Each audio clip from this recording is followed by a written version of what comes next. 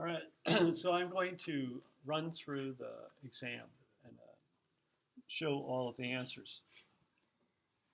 So here we have the UML diagram for the number class.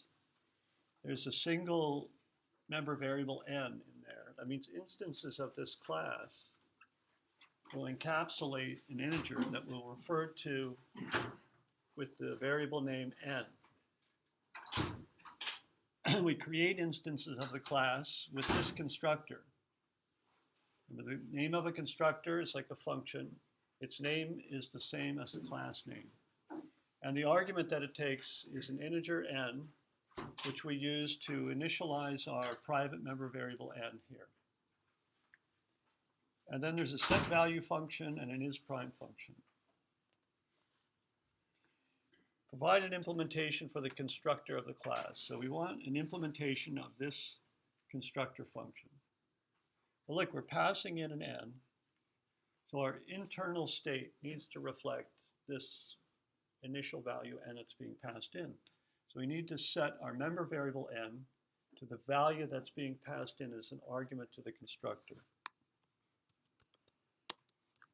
So the member variable n is this arrow n, and we set it equal to n. And the next one is, I think, set value. Wait a minute, not doing that right. There we go. Provide an implementation of set value. Well, it's the same thing. Remember, the variable n, we're saying we want this number instance to represent this value n that I'm passing in to set value. So we just take our member variable n and set it to the parameter function argument n. Provide an implementation of isPrime.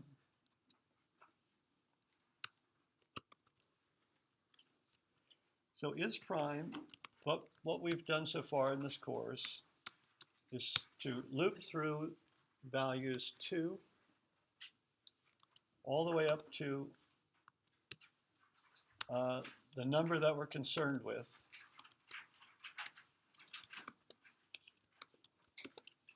And check to see if any of those numbers are divisors. If one of them is a divisor, so if n mod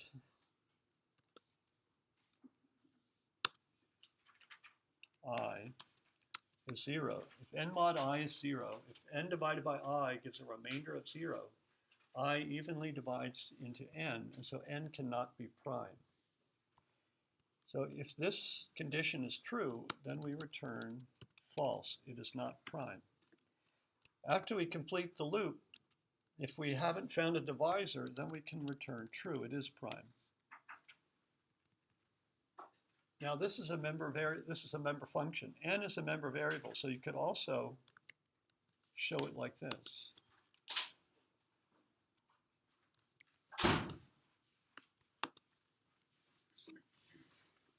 That's also an alternative form that you could write this in.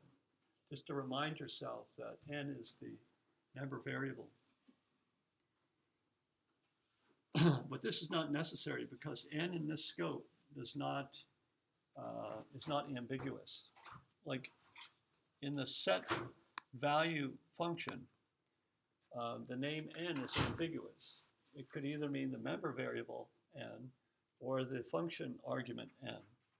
So the compiler decides to use the variable that has a more narrow scope, which is the function argument n. So if we want to refer to the member variable n, which has wider scope, the member variable n is visible within all of the functions in the class. And we use the this pointer to identify that, to distinguish this n from the other n.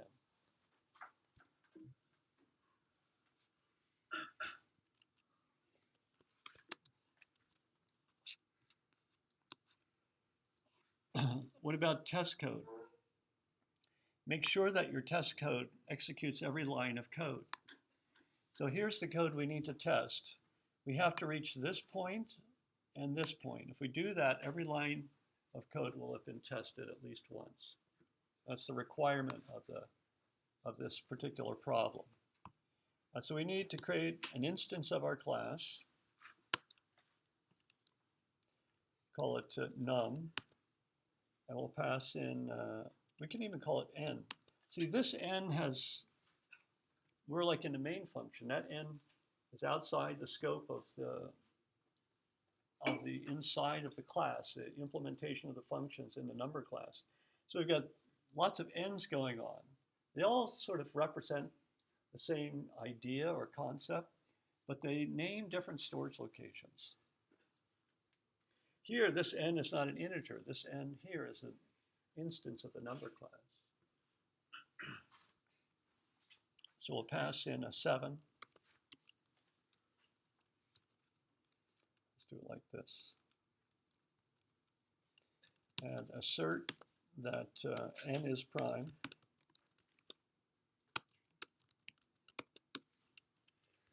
And then let's go ahead and change the value of n to 8. And now, when we call is prime on n, it should return false. 8 is not prime. So that's sufficient test code for this problem.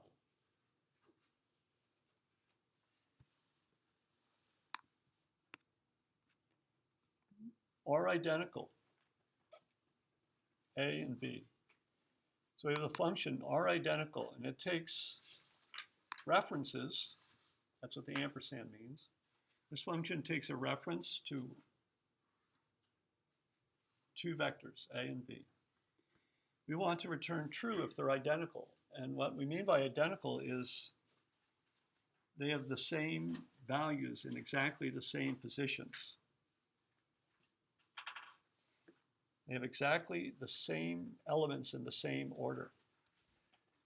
So we'll use a loop, and we'll loop through these elements. But that loop will only make sense if a and b have the same size. So we first check to see if they have the same size. So if a dot size equals b dot size, then if a dot size equals b dot size, that means we can do the loop and check further. But if we use this expression, it makes the code messy. It's simpler, if you think about it, to test for non-equality. If a dot size is not b dot size, then they're not going to be identical. Let's just return false, and that's the end of the function. So that's a simpler implementation. I can show you the other way too.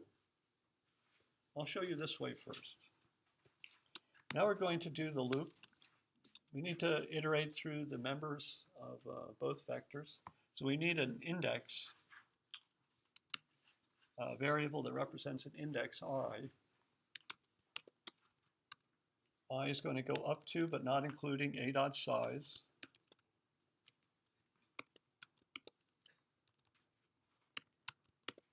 If a of I is not equal to b of I, then we'll return false. They're not equal. But if we finish the loop and we didn't find a pair that were not equal, that means all pairs were equal, then we can return true. You see, you can't solve the problem like this. I mean, you can, but it's going to get really messy. Let me show you. I'll show you what we would need to do. Let's start again. So this is the alternative expression, the alternative solution. If a dot size equals b dot size. So a lot of people, they get started, this is what they think. That means we can do the loop. So that means we'll do the loop in here, else we return false.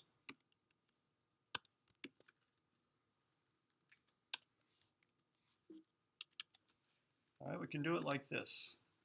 So now we put the loop in here. Now first off, you'll see that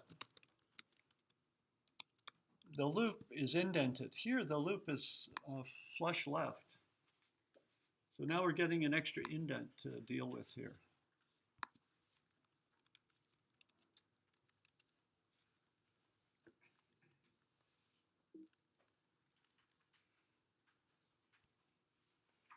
I is less than a dot size plus I. We could do the same thing if we can use the same expression up there. Let me do that.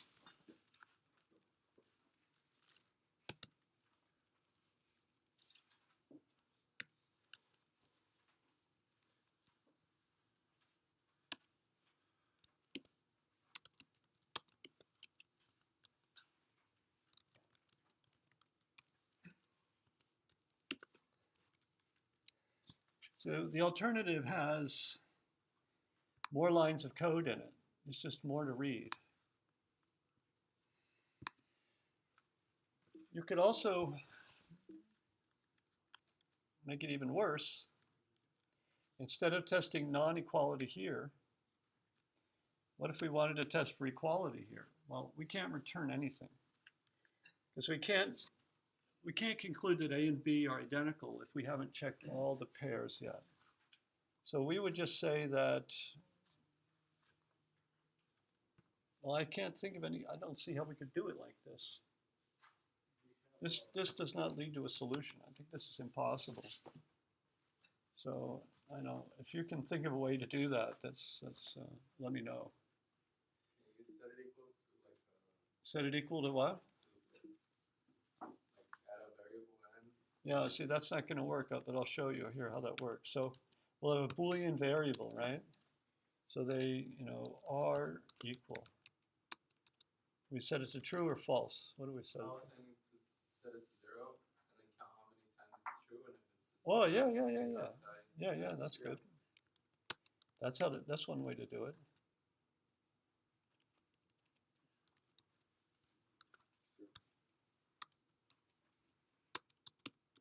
That's a good way to do it.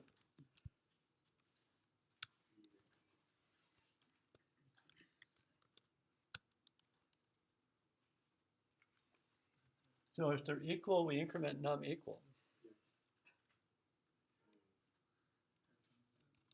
So you have to go through the whole loop. And then if num equal is a dot size,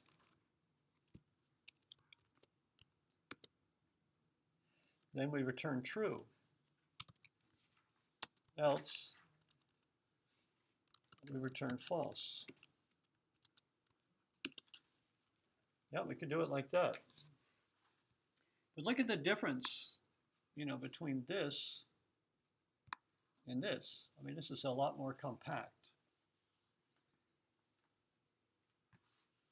So whether you check for equality or inequality, it makes a big difference in the solution. Thank you for that solution.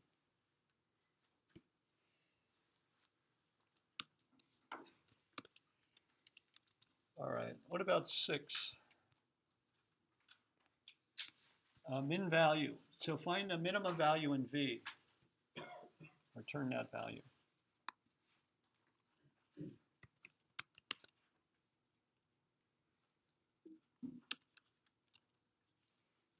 So what we need to do there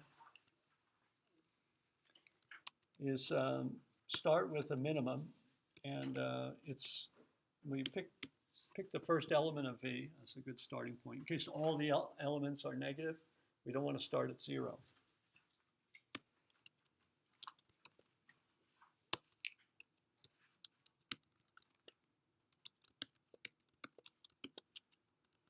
And then here's the secret. So we're scanning V. So that's right, we have a loop that uses this variable I, has it range from 0 to a dot size minus 1. And if V of I is less than our min, Then we have a new min. We see something smaller. And then when we're finished that loop, we simply return the min. And that's how to do that one. Any comments on that one? It's not a for your return min Uh, vector. yeah, return min. No, but minimum equals a of I. It should be b of I. I think this is right. No, it's right. I mean because you're. Oh, A, I see what you mean. Yeah, that one. Is that what you mean? Mhm. Yeah. Thanks. What about 7? Count negatives. So we have a 2-dimensional array, 100 by 100. How many negative integers are in there? Well, it's pretty much the same as this one. Well, no, it's not the same as that one, no. And we're just counting. It's like this up here, just counting. So let's go ahead and do this. For integer I equals 0, I less than 100, plus I. So what we need to do is have 2 loops, a loop within a loop, so that I and j, the 2 indices into the array, this 2-dimensional array, can range across all values.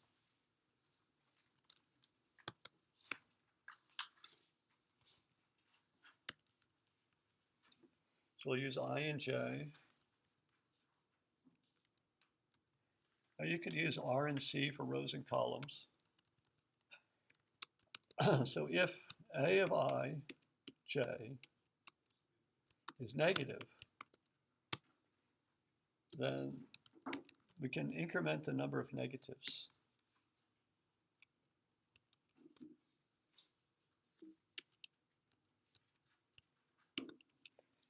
Otherwise, we don't do anything. And then at the end, we return the negatives. Now, for this to work, we need to declare negatives. Initialize it to 0. That's our counter. So that's called a nested loop. It's a loop within a loop.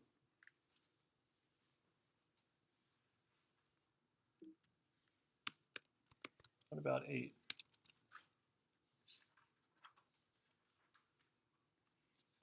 This is linear search. We've got a vector v, and you need to find k inside v, the first occurrence of k in v. Return the position of k in v. If k is not in v, then return -1. So this is a linear search. We have to use linear search when the values in v are not in order. So we have to look at every value.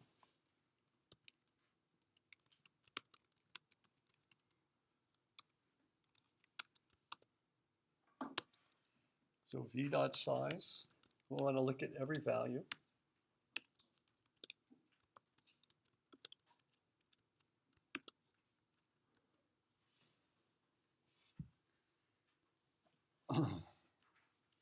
So if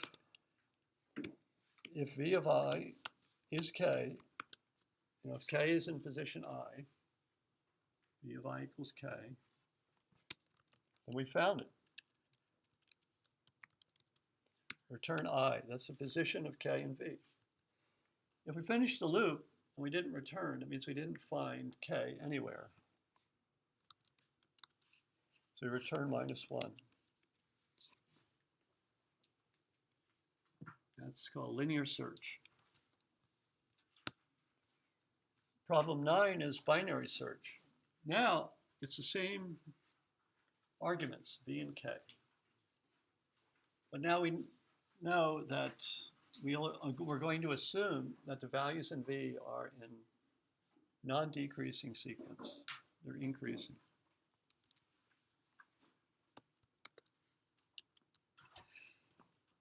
So we use a while loop here. What we do is we have these bookends, start and end positions. And we move the start to the middle, or we move the end to the middle. So we keep cutting our range in half each time. So it gets smaller and smaller. Do we zero in on where k must be, or if we don't find k after we go in all the way, then we know k is not there. So we have a start point, which is at 0, and we've got an end point, which is at v dot size minus 1. And then we have a while loop while the start is less than or equal to the end. So start and end defines a range. If we exit the loop and we don't find it, we're going to return minus 1 here.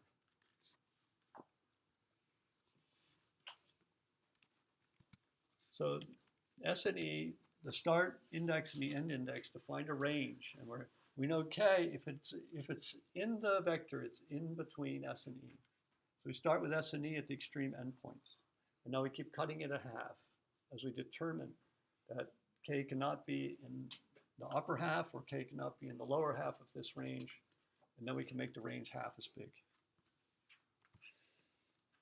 So we do the test here. Oh no, we have to compute n. It's the midpoint, S plus E divided by 2. If V of M,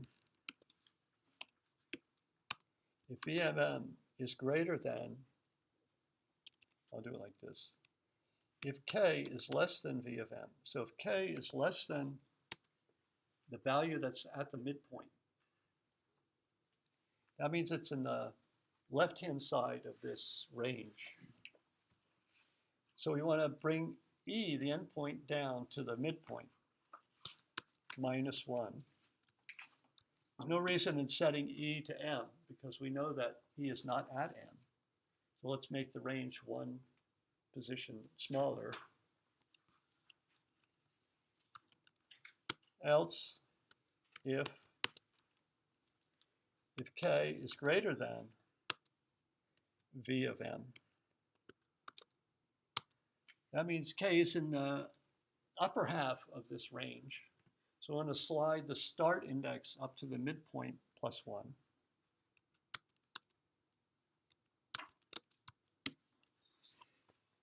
There's no reason to set S to M because we know that K is not at M. We just go one more. Else, well, if K is not less than V of M, and it's not greater than V of M, it must be V of M. So we know that we found it, so we return M. That's the position of K and V. That's the binary search. I recommend that you practice this. You know, like me, how I think it out, and I know the reasoning, why we do certain things. You know, it's a memorization problem for sure, but it's not 100% memorization.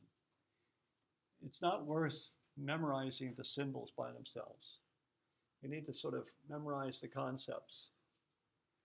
And as you write it out, you know, you're reliving the ideas that justify this algorithm. All right, any questions on the exam? No? So we come back, we're in the sorting lab, right, this week, sorting. And I wanted to talk about this comparison. So last time we looked at sorting. And now that's the first exercise to implement my sort, and we did that. Now let's compare our sorting algorithm, which is slow. We're going to compare it to a fast sorting algorithm. Let's take a look. Let's get a random vector of size 100,000 and see how our sorting algorithm performs.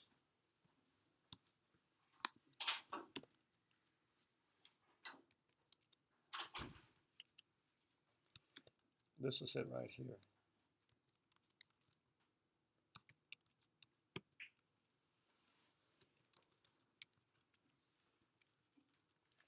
This is what we did last time. Here's my sort right there.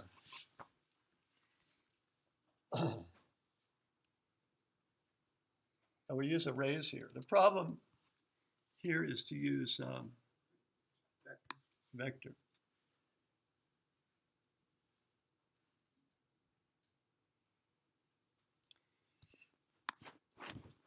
I think we'll stick with arrays and see how it goes. So you'll need to adjust this to make it work with vectors. So we have an array A of size 100,000. And now we want to fill it in with random integers.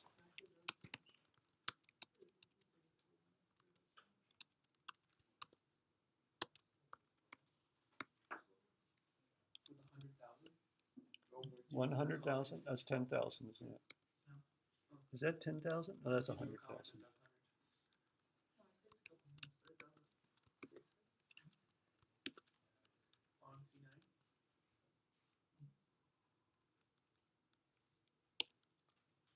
So we do A of I is rand.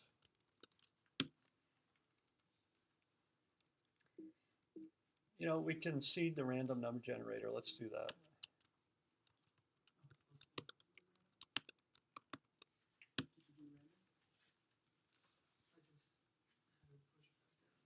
So that's it. That gets our test data. We need a include.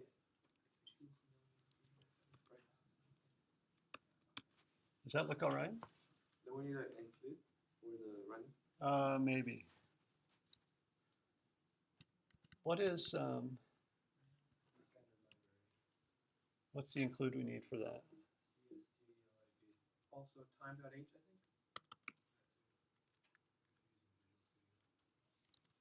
C standard live and time.h or C time, I think is good. Oh, okay. I don't need these two. My compiler, I don't think I need these, but I put them in there for safety because if you want to run this code on under other compilers, those might be needed. If you're using Visual Studio, you use time.h. Time.h.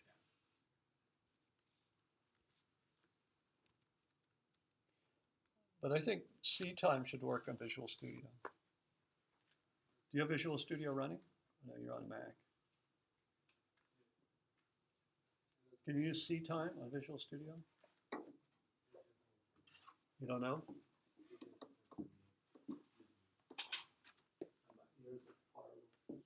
He said it doesn't work for him. C time does not work in Visual Studio. But time.h is okay.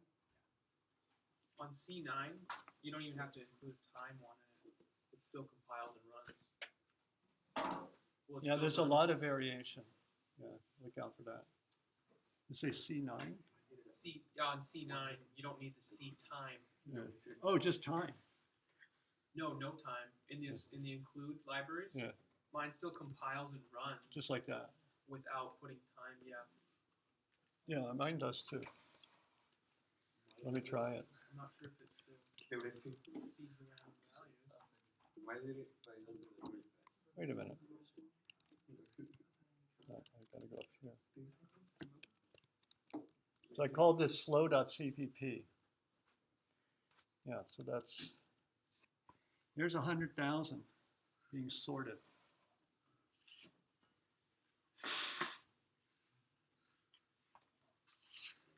Here's 100,000. We'll come back to this. Yeah, it's still running. All right. What's the run? It's still running, see it? And then I'm going to copy slow to fast. So now we're going to use a faster sorting routine that's built into the system. We won't use my sort.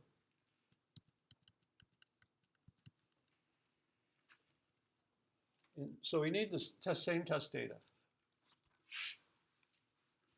Now we're going to call sort. And this is in, I think it's algorithm.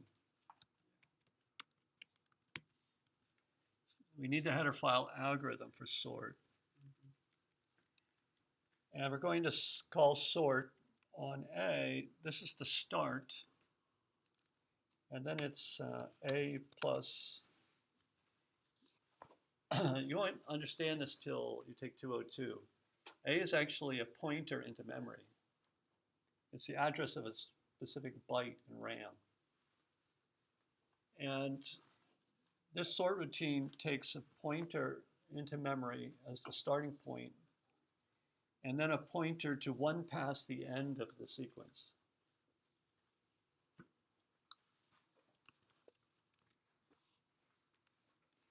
I think that's going to work. Better try it. Oh, look, it's finished. Okay, that's finished. Now let's compile fast. It worked. Now let's run fast. How long do you think this is going to take? Less than half a Ready? I'm second. going to snap my fingers here. Watch. Oh, it's faster than my finger snapper. Look at the difference. Is that amazing? That's an Yeah. amazing difference. That's the difference between a slow algorithm and a fast algorithm. It's very amazing. Yeah. How does the fast algorithm sort it? What it does is, we could actually look at this, but I think we'd be getting off on a tangent a bit. The running time of fast.cpp equals some constant times the number of values, which is 100,000, times log base 2, or log base anything, of 100,000. That's the running time. What's the log base 2 of 100,000? It's like 16 or something, 18, 17. I'll just say it's 17. So it's 1, 7, 0, 0, 0, 0, 0.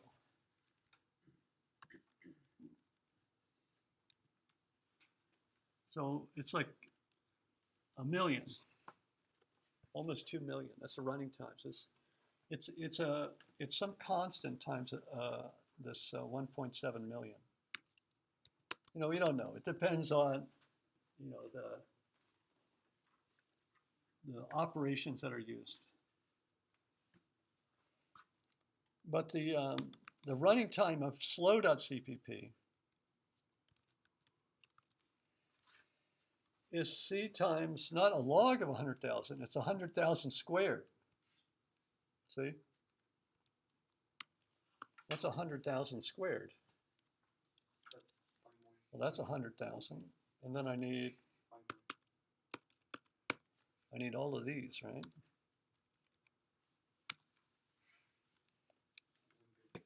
That's 100 billion. Did I get that right? That's 100 billion. So it's 100 billion versus 1.7 million. That's the difference. And of course, it's, you know, some constant times that. You see, so in general, you know, we say that this algorithm, we use a big O notation. The fast algorithm completes in O n log n time. Let me do it like that. N log n time. And the slow version, and this O is like order of. It's running time is in the order of n times log n, where n is the number of, is the size of the problem, the number of elements in the array. And for the slow algorithm, the one we implemented, the running time is in the order of n squared. All right, like that. And n squared versus n log n is huge in the difference. You know, if we went to 200,000, look at this. Let's suppose we went to 200,000.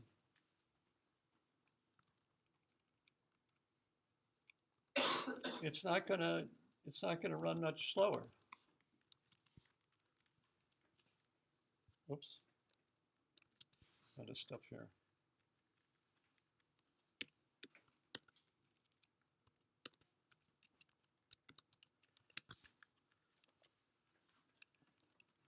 Look at that. I don't think I even got my finger up off the return key and I finished. That's super fast. What about slow? If we made this 200,000,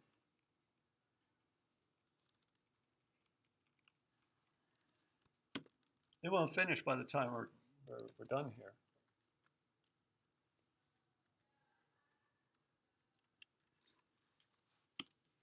I can just forget that. There we go, it's not working. So that's the thing. As you study computer science and more, then you'll start digging into looking at more algorithms and looking at what are called their running times, trying to figure out, this equation that represents the efficiency of the algorithm. This is an important area of computer science. So you come up with a sloppy algorithm or an inefficient algorithm, not sloppy, but inefficient, then it may make the problem intractable. If you come up with a faster version of the algorithm, then you've got a solution to the problem. Because even though you might have a solution, you might have an algorithm that computes a solution, but it simply takes too long. And so it might take, several universes several universe lifetimes to compute the answer to a problem. You can invent a problem that takes arbitrarily long to finish. And so it becomes an important issue. There it is, still running, right? Yeah. So this 200,000, instead of taking twice as fast as 100,000, it would take 4 times, based on that math that you did? No, instead of twice, 4 times, something like that, yeah. I'm not sure that's exactly the way to say it. Or But for the it slow one, grows at least? faster than, it's not a linear relationship. Yeah, because one of them, this one here, the slow one is, where is that?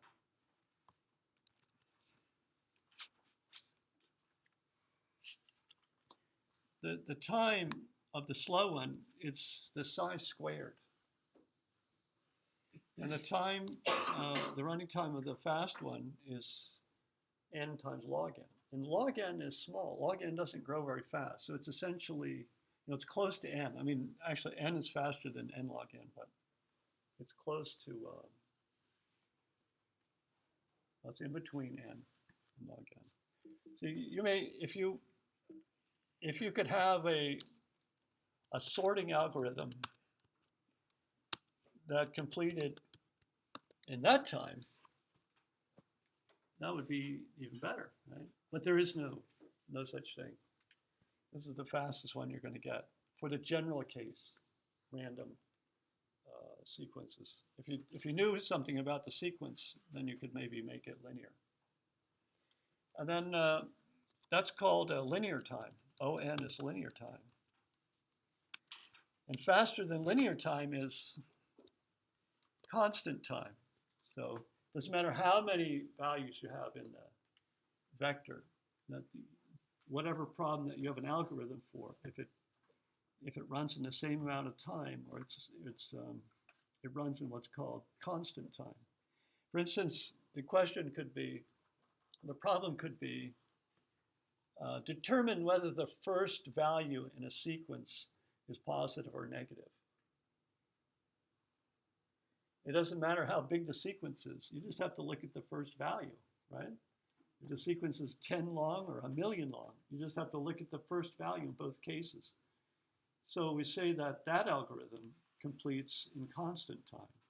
It's independent of the size of the problem. Linear search is linear time. To do linear search, you have to scan the whole sequence. In the worst case, you have to look at every value and see if you find K in any position in the sequence. If you find it, and it's there. If you don't find it, you end up looking at every value. So it takes time that's proportional to the size of the vector. We're not getting into this any more than what I talked about today. But later on, this will be an area for the people that go on and take the other computing courses here. You'll need to learn this stuff.